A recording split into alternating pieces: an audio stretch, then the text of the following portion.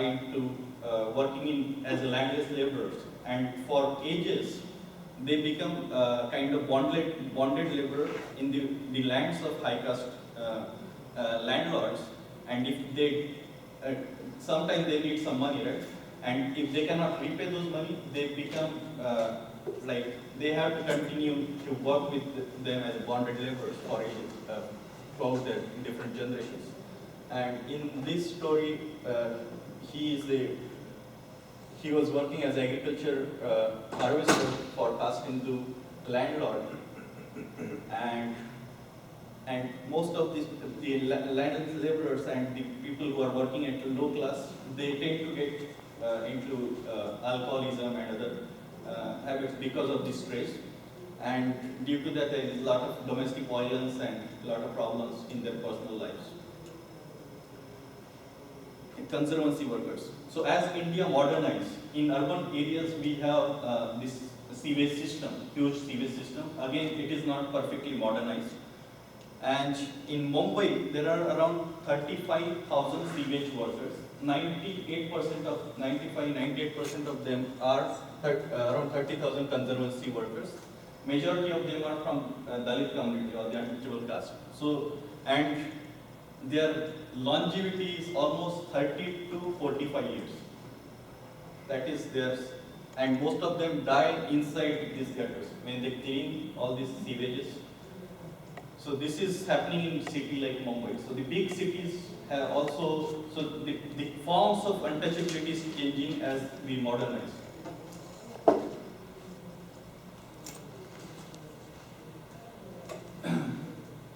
So on different parameters, access to resources, there is strong discrimination in terms of differential wage rate between high caste and low caste, irrigation facilities, access to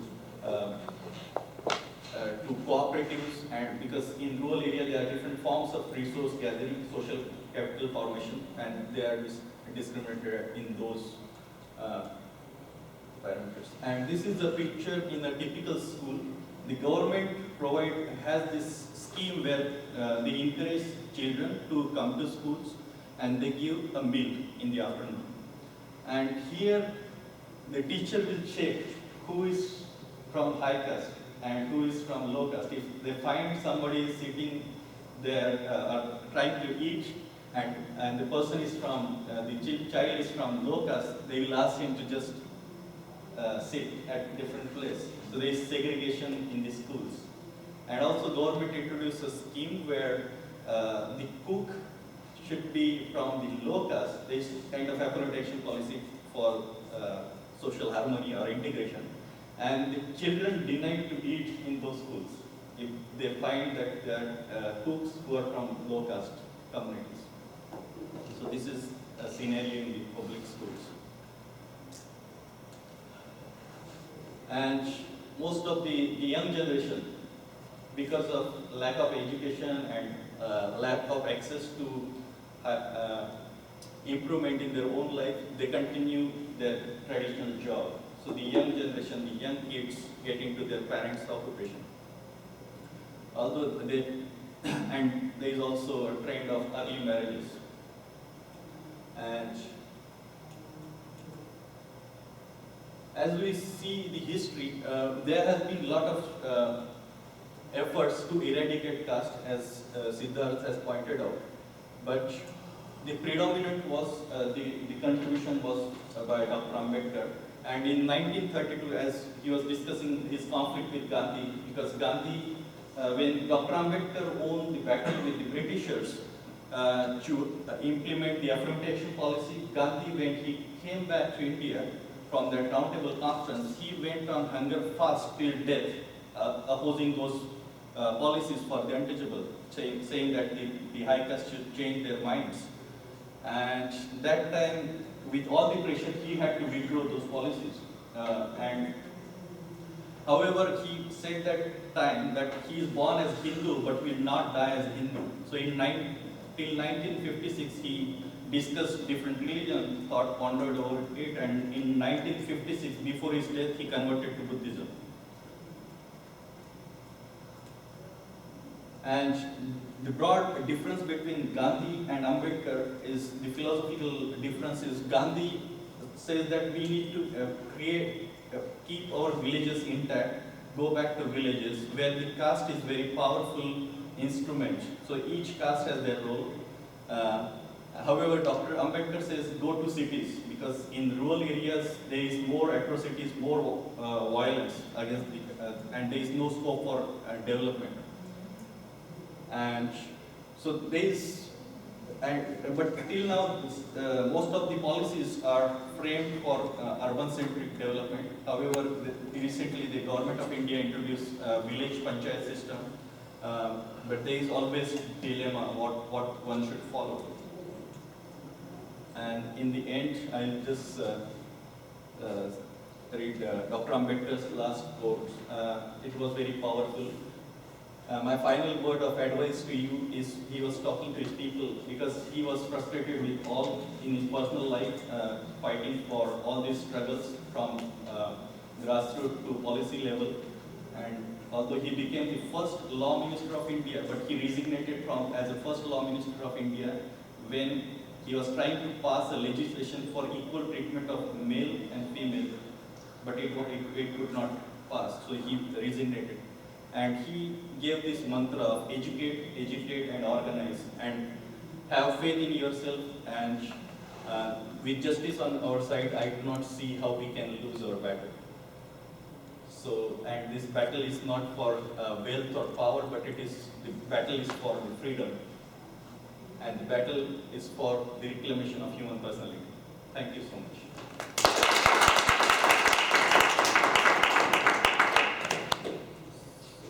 For those of you who are willing to ask questions, I think we are here. I go all the way from Milwaukee, so I can take a few more questions. So, if I understand you correctly, you're saying that at the end of his life, Gandhi converted to Buddhism. Ambedkar. Okay.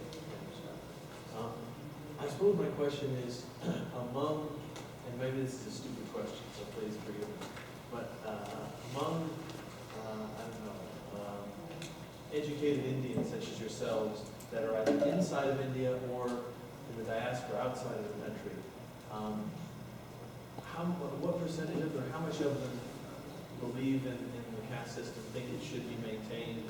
How many of them see this as an injustice and think it should be abolished? What is among Indians that are educated or worldly, what are their opinions? If you see this recent research, you can see if it is being practiced, the caste has become psychic. It went into mind because of the religion. And because of religion, you are somebody. So it is difficult for Indians to say, I am not this Brahmin. The moment you say he is from this caste, you believe in the caste order, right? And that's how, and at the time of marriage, at the time of job, at the time of making friends, at the time of renting your house in Mumbai, renting your house, the first question they will ask your caste. So it is very... In a nutshell, the answer is every single Indian believes in caste system.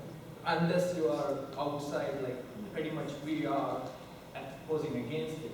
But that's the very reason why I showed that movie that I showed, showing that most Indians, when you ask them, where is caste system? You as outsiders, you said you have your professors, go talk to them and say, where is caste system? They will say two things. Caste system is in those villages which have not even seen the light of a bulb. Edison has not done that. I'm from GE, so I have to plug that in there. Then the other thing they say is, the one is it's in the rural areas. It's way away from us. And then they will say it is way away from our time. You're talking past. You're talking pre-independence. Which is the very reason why I showed you that video that I showed. It's AIMS, All India Institute of Medical Sciences. And I wanted to move this along, but immediately after where I stopped, a professor steps in and says, yeah, it happens. And so I didn't show you that. The other thing which you need to ask is, who do these people marry? Untouchability has changed now. Earlier it was as Lalit pointed out, you couldn't walk through a street. You still can't walk through a street in village, but if you go to a city, it's hard for you to tell. So the only thing you need to realize is untouchability has changed its parameters. Now it's not physical untouchability, but when you come to me for a job, I'll check with you and I'll find out. There was a study done by an American university with a proper empirical formula saying that they went to India, they pulled out a report of all the job advertisement, and for each job, they sent 3 applications. Names can tell a lot about these people. So they used a clear name which said, this person is a Brahmin, send that application out. This person is a Muslim or a Christian, send that application out. And they specifically sent an application which said, this person is an untouchable. So the name could be Siddhartha Harijan. Harijan is a name, like Dalit, Harijan, untouchable, scheduled caste is all the same thing, which says untouchable. And they realized that there were 40% less calls made back when the application went with a name which said it's untouchable. And these jobs were not Indian companies. They went across the board. They probably even verified GE India, they verified Microsoft India, they verified Apple India. Because the people sitting there pick the name and say, So it's all over the place. Caste system is there.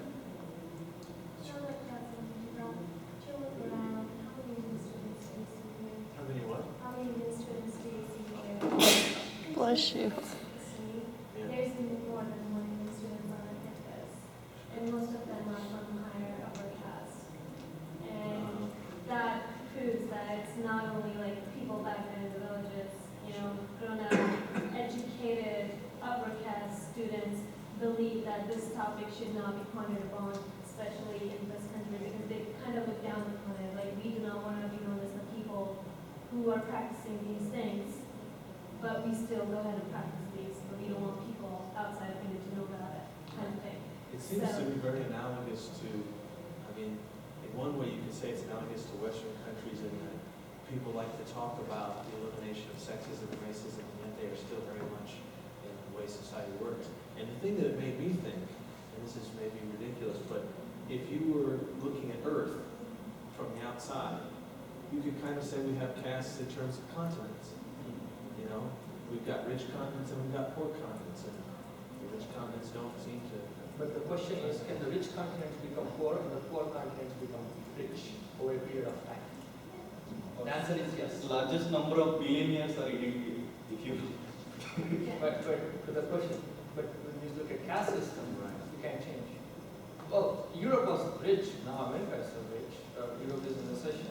Pretty soon China is going to be high up there. People don't talk, but Ram yesterday said South America is coming up, Brazil and everything. So when you look from outside, the point here is mobility. It's not just rich and poor, because rich and poor, if it was just rich and poor, the money changes hands. But it is a social status which is stamped on you by birth. Is there any kind of, this might be a ridiculous question, is there any kind of a physical thing other than just one's name that people can, like people did in another place? Let me see if I'll answer that question, but I also want to give people, what were your questions? Well, this kind of ties into his question. Can you lie about your caste? Like, you go to a big city and you say, yeah, I'm a Shatra, and you're really not. And I don't use what can you caught in lying? see, Indian community is very close network community.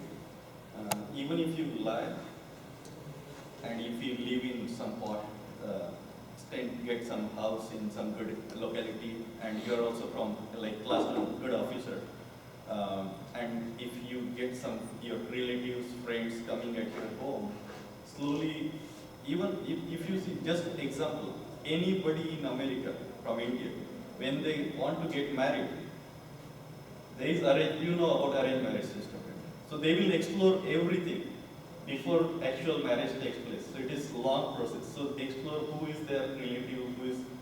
So but there are a lot of last names from where you can identify. But from physical structure, it's very difficult to identify who is from which caste. But that is not the beauty, but that you can say how it survived over the years. Although now you cannot identify, like the blacks in America, you can immediately identify from hair or other features. although you cannot identify individuals based on the features, but still it is surviving for 3,000 years. So there is some system in place which is operating. The concept is the same, I'm going to explain, but I love using analogies. For this question, the analogy I use is, you all come through middle school, right? You've not just dropped into this college one fine day, right? In middle school, when I am a brown guy, I'm going into my suburban middle school, all I see is a group of white kids, right? White kids with biceps, right hair, black hair, freckles and everything. But do the kids know who they are? Do the football players know who they are? For me, they all look white. Do the arts people, those who do theater and things, do they know who they are? Do the people who are Greeks know who they are? So when you look at an Indian community, look at it as a middle school. These people have grown together from forever. Their parents have grown together from forever. So when you, at the moment if I don't know what caste you are, I will know by the way of association.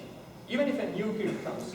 So in the same way, if you are from a middle school, if you go to a different middle school, if you are a person who is interested in arts or whatever, you go and group up with those people. If you are a football player, if you are a sports guy, you go and group up with that people. If you were not one of them, but you go to a different one and try to pose, you can pose for only so long. When you go to the football field or somewhere, you got to show your skill. You got to show who you know. At that point, it will be clear that you have actually lied to us. You said you were a football player, but you can't punt, you can't throw. Maybe you can even do all that, but when the parent-teacher association meeting comes, you'll come with your parents. And guess what? Your parents don't look like football players. They don't speak that language. So Indian society is like a middle school. It takes one trip to the cafeteria to know what kids say and who you dated. A lot of questions they will ask. And so do people even try that? Do people Yes. Okay, they do try it. They try it not blatantly, they just don't tell it. I have a story where a guy from Delhi, an untouchable, went to Mumbai, set up a shop over there, like one of those chaat shops, you probably know. It's just an Indian fast food street vendor. So he was doing great, but he's an untouchable from Delhi. One fine day, somehow a villager from that Delhi came down walking from Mumbai, looked at this guy and said, "Oh my God, you're here. We thought you left or whatever, we made friends." But while walking up and down the street, he actually mentioned to the other vendors that this guy is actually an untouchable guy from Delhi. He had to close shop and go back because then, once they knew it, nobody would go do business with him. So there are multiple ways. You can lie, which is really, really, people don't do that because they know the consequences. More often than not, people just don't tell and try to go along until people put them on the spot and say, "Tell me your caste or you're not walking through." And then they have to. Question? Yes? Harlan kind of gave an example of it, but do you find that discriminatory things that happen in India in different countries, within between India and India and here in America? Yes, in 2007, recently there was one case in Chicago. The boy was from low caste and the girl was from high caste. They got married and for a long time the parents of girls were unhappy. Somehow, but they stayed together, the girl and boy. And one day this father of the girl came and they put gas around the house and burned the house. The girl was pregnant and the boy was this. So three of them literally got burned in America. And there are a lot of cases of, especially where you have a lot of some population of untouchable caste, and when they interact with the high caste, especially in New York where there is some or California where there is population. And also the caste went into other religion, Christianity, Islam and other religions. So you have a large number of migrants who are from Sikh community and you have their separate temples from the untouchable caste. So that they cannot go to other temples. So there are some examples where you see, and even in terms of marriages, they have caste association and they will not.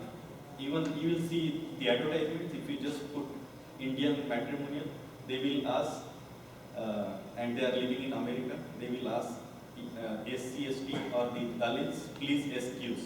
If you just type SC/ST excuse, you will find 100 millions of search. So they will specifically mention do not respond. Although they will say caste no bar, means they are fine with all the caste, but no untouchable. Let me also bring some framework around this. Caste, singular, doesn't exist. You need to have a group of castes. If you are just a caste, then you are one. You need castes so you can juggle them and put them one on top of the other. For that to happen, you need to have enough critical mass. Only now with the software boom or something and education being opened up and more travel, India, the world becoming a smaller and smaller, there are more people like untouchables and lower castes coming here. So there are examples already, but they will become more and more evident as we go in. I'm an untouchable. I have high aspirations, so I'll move across my company. I'll try to move across outside public systems or wherever. I'm gonna get there. But when I go through that, the first person who that group of people put in front of me is an Indian because he's already there. Hey, this Indian is here. He wants to move up the ranks. Can you vet him for us? And if that Indian knows that I am from an untouchable, there's my roadblock. To the effect that Harvin is the only person who ever has got this set up for me. When I call up universities and say, hey, I can come speak to you about caste system, untouchability and everything, if the professor or the group says, oh, sure, please talk to our Indian organization, hang up. Our Indian student organization did not mention either. I asked twice. And I will make an announcement, sorry. It's over 8 days. If some of you, whoever wants to leave, you guys can go. And if you have questions, you guys can stay. We are open for discussion until whenever you guys want to stay here. It's okay. But if someone has to leave. So, as the mass of people increases, there will be discrimination. So I'm just waiting for it. I am going to run into it. But in UK they have a research now, and UK government passed legislation on caste as equal to race because there is a lot of cases in schools, in public school and government schools, where they find there is a lot of singular segregation with the untouchable, so called. Because the volume of people there is huge. Britishers ruled us, we were there. Yes, let me take that question. I'd just be interested, thank you both for being here and sharing with us. This is so insightful and important to hear. What do we do? What do you do? What do Indians and other persons who are concerned about those who fall into this untouchability? Is there a solution, or is this an insurmountable and continual social ill that's going to affect humanity? Every individual can play a significant role, and in India there are different ways, like affirmation policies and a lot of programs where Dr. Ambedkar wrote a very classic article on annihilation of caste, and he wrote all different avenues, intercaste marriages and all the different things, how we can resolve this issue. And he finally says there is only one solution, is to destroy the scriptural validity which sanctify the caste. So there is no other solution. That's why he converted into Buddhism, because everything is really. But in Western Hemisphere, like in America and other countries, I see a lot of universities have South Asian research or Indian studies research, and I have been to a lot of places. They do research on Taj Mahal and sitar and music and all this stuff, or post-colonial stuff. Everything they blame on colony. So there is post-colonial research or music or art or in sculpture and others. But they never talk about this issue of 300 million population, which is suffering from ages. So I think in America, there should be, I think, a lot of awareness about the issues. People don't know about Gandhi. People are, and also US government passed a resolution on abolition of untouchability, and whenever the trade become India, they will push for the equal treatment and implementation of policies. So there are a lot of things which people can do who are enlightened and educated about these issues.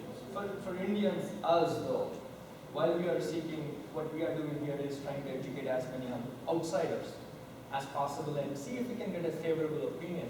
But the real struggle is in India. Indians need to do a few things, and Dr. Ambedkar has shown them as part of his life. And I think we may have to go backwards, because as he grew wiser, he knew the better solutions. An effective and immediate solution is religion.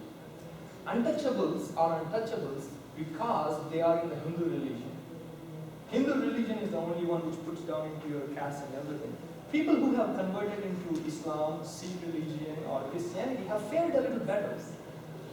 And if untouchables from Hindu religion, or also all other untouchables across the country, do realize their solution in Buddhism, and the reason it actually came to provide a better social life, Buddha's philosophy was never to find a spiritual end. He also found social solutions. So the first solution people can do as we learn more about Dr. Ambedkar's life is to become Buddhists. That will immediately throw them off the shackles of Hindu religion. Then you can ask me, who are you? And I can say, I'm a Buddhist. End of story. They're not so easy. I'm not saying it's so easy because there are people who you can still classify as Buddhists and still know that they are untouchables. Because just because you become a Buddhist only gives you spiritual strength. You still have the issues of economy, social, and political issues. So people who still convert to Buddhism want to keep that status of scheduled caste or untouchable with them for the purpose of the reservations which help them get into colleges, education, political power, and everything. But if the basis is that we are all Buddhists and then they pick this up, then they might have a better chance of questioning their discrimination. But if they stay Hindu and take advantage of education, take advantage of politics or whatever, once you step out of that office or whatever at 5 o'clock, sure, you are the member of parliament till 5 o'clock, but once you stepped out, you're untouchable on the street. So Buddhism, then along with it taking advantage of the affirmative policies put in there, and really bonding together as untouchables and not, you are this kind of untouchable, I am this kind of untouchable, I at least get better treated than you, so I'm okay with it, I won't mix with you. So there is a lot of unity that is needed to begin with. So there is a solution. That's the reason I think we get that energy to go on here, rather than just leaving it that, well, at least we got out of India, we are fine. We do see a solution. There shouldn't be complement in the American government to make these reservations in the political field or when it comes to med schools and dental schools, because I know that, you know, the lower caste have these reserved seats for the lower caste students. And I know for someone like me, being from, you know, a Sikh religion, upper caste, it would be 10 times harder for me to get into med school or dental school back in India just because I don't have the reservation and I'll have to fight for it until I die to get into that school. You can start by complimenting Dr. Ambedkar, and compliments needs to stop there. That's it. The reason they have been going on is because each caste has some level of political clout, so they can't take this down. Indian government time and again has tried to take this down. Why do you need reservation? Because when Dr. Ambedkar put reservations, he did not put them indefinitely.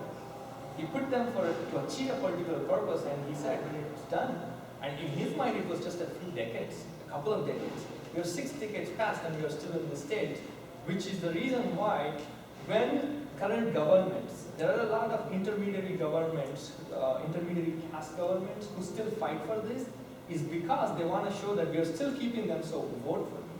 They are not those thinkers who are thinking complementary or complete picture and saying reservations are great for the lower depressed classes. No, they are saying that if in my rule reservations go down, my folks won't vote for me. So you can compliment Dr. Ambedkar and see what the necessity is, why these are still alive. I think reservation, like they are temples. They are 100% reserved for Brahmins. Yeah. So there are landlords, huge landlords, thousands of acres of land. It is reserved for certain communities. So when it comes to education, there is social inequality in our, we don't exist as an independent individual without property of our parents, we don't look as marriage as free autonomy for ourselves. So when it comes to maintaining caste order, so the social capital and the resources are still with the few castes, which is 15 to 16% of the population, and majority. So when there is no reservation or affirmative action policy, 100% of these seats will be with 15% of. If you see the private education institution in India, there is no reservation. Almost 99% of those are with the 15% of population. So even if there is no policy in place, so informally it works. So this is, and politically it was, political affirmative action policy was for 10 years, which is increasing. However, there was no deadline for educational or public sector employment opportunity. The deadline is when society gets equal.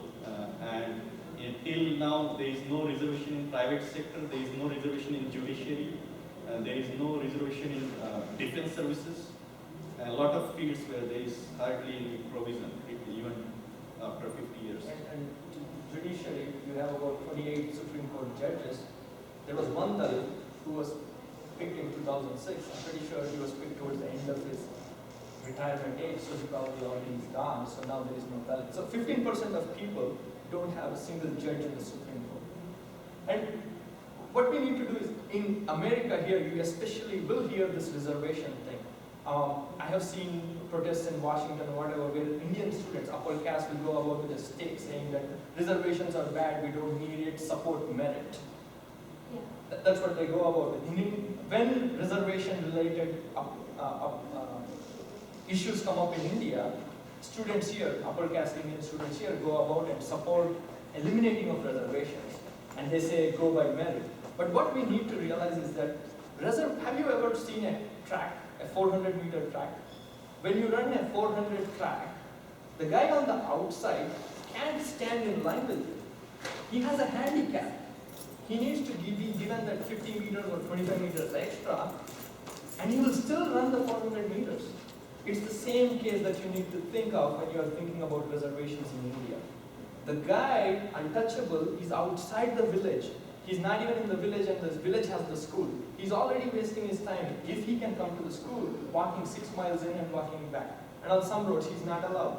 And that video which I have shown, India Untouched, it shows where Dalits are not allowed vehicles, like bus entry or whatever. So the kid is pretty much walking to school, and he doesn't get the midday meal and everything. So what is this kid? If you compare to that athletics program, that 400-meter run, he's not only outside the track, he's outside the stadium. So you need to give him some help. So that is why reservation has come in picture, but people say that reservation is there just so... Because that's how it's portrayed. For someone like me, it's always been portrayed to me like it's a bad thing, it should be taken out because I can't get into a school that I want to because of these reservations. What? And it does sound unfair when I look at it. Yes. But when I look at it from your perspective, it's much more fair, and I feel that this is how it should be because otherwise you would never be, It's the issue. committed to these schools. Dr. Ambedkar, the greatest contribution of Dr. Ambedkar for India,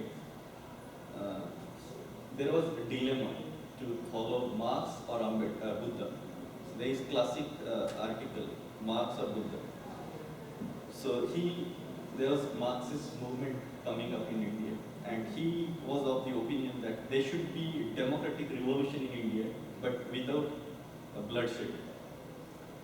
Even in India right now, if you see, the majority of population is going through all these problems, but there is no violent struggle. So people followed his ideas that he said that we need to follow the democratic means. Although you have been discriminated, indignified, every day abused, but people are still keeping patience. I don't know anything will happen. He said if the constitution will not work, he will be the first person to burn that constitution, which he put 7-8 years to make that constitution, because something should work. And so these policies does not help in big way, but the democracy or Indian nation as such is nothing like before during Britishers we wanted representation of Indians, right? But who are these Indians? Are they Indians representing every community, or there are only 10-15% of the population. So if it is not for this untouchable or the majority of the population, then they will sometime revolt against the system, and it will be very dangerous. So these are, I think, representative politics is a way to make people feel that they are also part of this country. And actually, to his point, those very upper castes who now say that this reservation is not needed, they were the ones who requested for it when the Britishers were ruling. When the Britishers were ruling and there were civil services posts, they protested against the British government saying, only white people are there in all those roles. We need some representation too, and they got in. So when it worked for them then why wouldn't you look at it now and say, So okay. for untouchable, it is still like colony of somebody else. So it is not, they are not free. So But it the is thing big. is, it was, I realize it Go ahead. should stay there the way it is because it's only helpful at this point. But if it was taken away, wouldn't it make the untouchables feel more like home? That they're not given a special class in the system where only they can get in just because they're not given equal rights. So don't you think taking away the reservation system will make it equal for It will everyone? make things more dangerous for India. When we talk about India as a homogeneous country, when you see the unrest will increase. And this middle class which is emerging from the Dalits because of this reservation, it is very essential for any community to feel their representation in democratic life of any country. And if you just totally disconnect it, there is danger of like Naxalite movement among Dalits. The Naxalite violence, the left violence is very much there among the tribals, which will come very much there among Dalits. That is threat to democracy. So, You can take away a reservation and you will get resistance to doing that. Before proving that either the ground has been leveled, or before you can prove that the proper percentage of people are there, I'm sure there won't be like 10% these people, 50% these, 40%, some level of representation. So, and so far we've never seen anybody trying to equal that social level playing field, but if you just take the reservations out. Reservation itself is a band-aid. You gotta fix something else. It is going to help by putting these people in their legal system, in the executive bodies in there, to make sure that when policies are made, when executives do their work, everybody's getting a fair share because everyone is there to think about it. If there are two Brahmins, one this guy, and they can see and say, okay, it's good for everybody. Then let it provide. But if you have only one group of people there, you're never expecting. Now, yes. I'm sorry, I was